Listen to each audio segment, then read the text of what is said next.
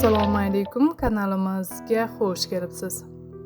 San'at olamida og'ir judolik. Otalar so'zi ko'rsatuvi boshlovchisi Mirabboz Mirzaahmedov vafot etdi.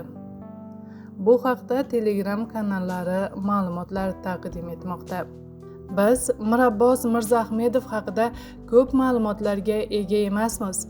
U bergan intervyularida yaqin qarindoshi bilan oila qurganini va 4 nafar qizning ota-onalari ekanligini aytib o'tgan edi.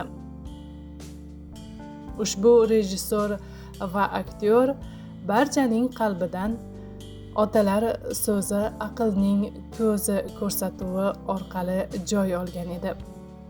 Marhumning joylari jannatda bo'lib, oxiratlari obod bo'lsin.